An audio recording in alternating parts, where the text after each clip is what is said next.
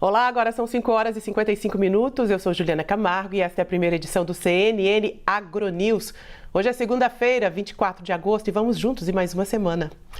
E 6 entidades da cadeia produtiva do etanol divulgaram uma nota conjunta em defesa da mistura de 32% do etanol na gasolina, chamado E32.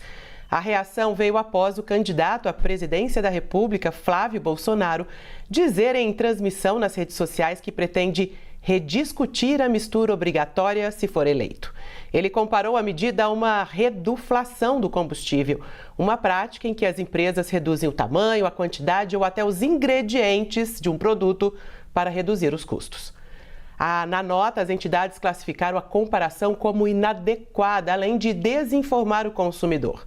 Segundo o setor, a política de incentivo ao etanol vem de décadas, passou por diferentes governos, do Proálcool ao RenovaBio, e o aumento para 32%, que entrou em vigor no dia 1º de agosto, foi aprovado pelo Conselho Nacional de Política Energética com base em testes feitos pelo Instituto Mauá de Tecnologia.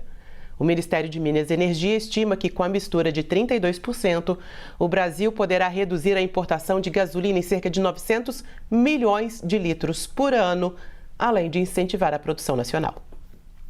E as autoridades da Austrália confirmaram o primeiro caso no país de gripe aviária H5N1 em um mamífero, um lobo marinho.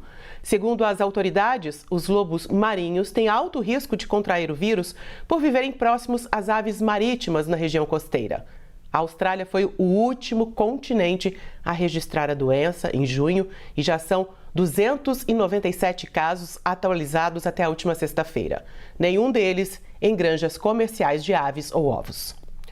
E o presidente Donald Trump anunciou que permitirá a importação de até 300 mil toneladas de carne bovina e moída fora da cota e sem tarifas, para que o preço fique até 25% abaixo do que é praticado no mercado norte-americano. A medida tenta conter a inflação dos alimentos nos Estados Unidos. O Brasil exportou, de janeiro a julho, 223 mil toneladas de carne para os Estados Unidos. Apesar da carne ter ficado de fora do tarifaço de Trump, o país paga uma taxa fixa de 26,4%. A Associação Brasileira das Indústrias Exportadoras de Carne ainda não recebeu detalhes sobre a distribuição dessa nova cota entre os países fornecedores.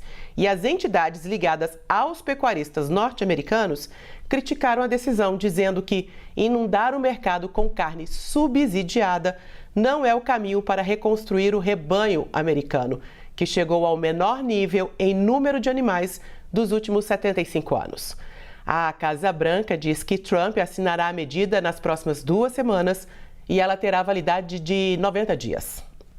E falando em produção pecuária, a Universidade Federal de Goiás e a Impasa, que é uma biorefinaria de grãos, estudam como o DDG do sorgo, que é um coproduto da moagem, pode ser usado na alimentação dos bovinos confinados. 5 percentuais desse produto estão sendo testados, compondo até metade da dieta fornecida.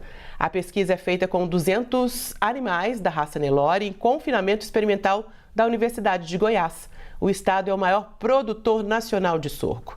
Os pesquisadores vão analisar os dados de rendimento da carcaça após o abate para identificar qual que é o percentual mais adequado para a alimentação.